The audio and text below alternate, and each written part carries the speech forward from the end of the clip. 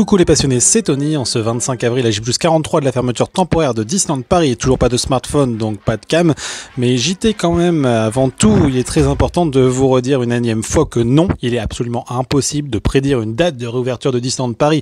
Disney a évidemment envie de réouvrir ses parcs le plus tôt possible, mais ce n'est pas l'entreprise qui décide, c'est surtout le gouvernement.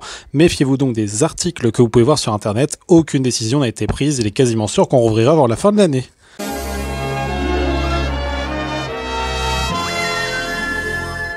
On commence avec cette date, il y a 67 ans aujourd'hui, le samedi 25 avril 1953, la naissance de l'animateur Ron Clement.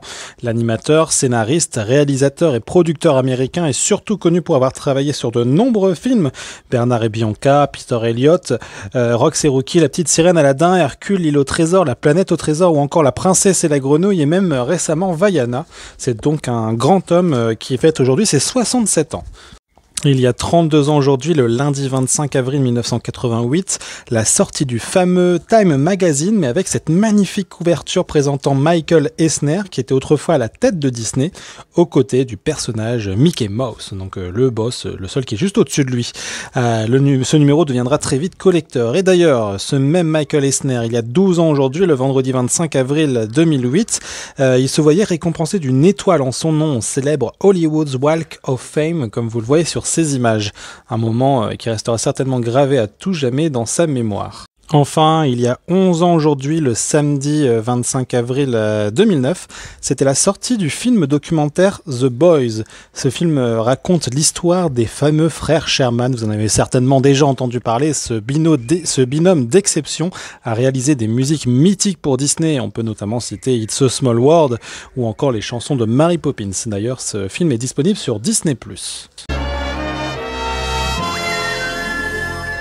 J'en profite pour souhaiter un très joyeux anniversaire à mon collègue et ami Mike Loez, mais aussi à Louis Meyer qui me suit sur Facebook et qui est un très grand, excellent fan, et à la nordiste Manon Dossel. C'est aussi la Saint-Marc aujourd'hui, donc bonne fête à tous les Marcs.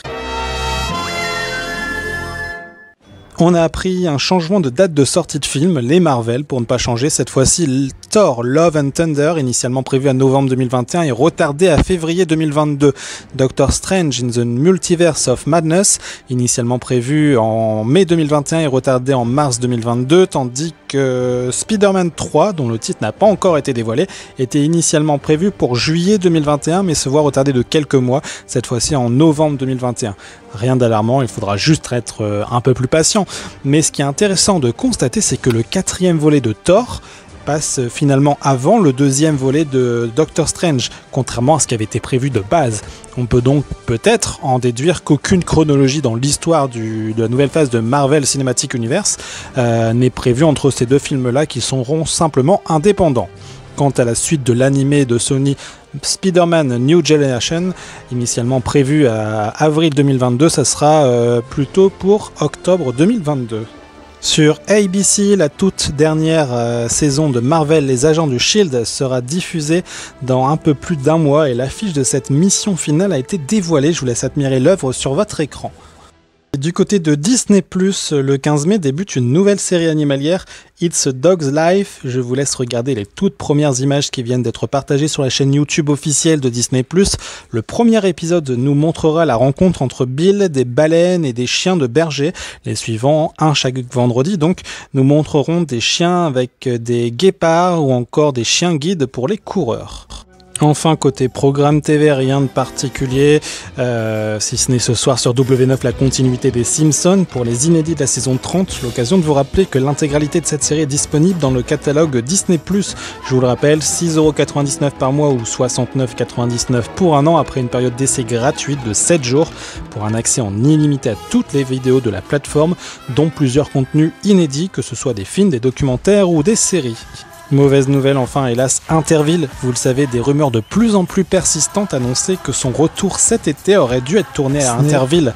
Ça aurait dû se faire début avril avec 4000 personnes, donc évidemment avec la crise virale que l'on subit tous actuellement, ça n'a pas pu se faire en temps voulu. Nagui, qui est le producteur de cette émission, s'est exprimé à ce sujet récemment, annonçant ne pas être très optimiste sur la possibilité de pouvoir tourner dans les 6 mois qui viennent. Espérons que si cette rumeur de lieu de tournage était réelle, ce n'est qu'une question de temps et que ça se fera pour les l'été 2021. Pour ceux qui n'étaient pas au courant, sinon Interville a déjà fait escale à Disneyland Paris pour sa grande finale en 97, comme vous le voyez sur ces images, qui sont les seules archives que j'ai retrouvées de ce moment, donc le générique. Si d'ailleurs quelqu'un a la vidéo en entier, je suis preneur, n'hésitez pas à me contacter sur les réseaux sociaux et à vous abonner d'ailleurs. Merci beaucoup d'avoir suivi votre émission, à demain les amis, ciao.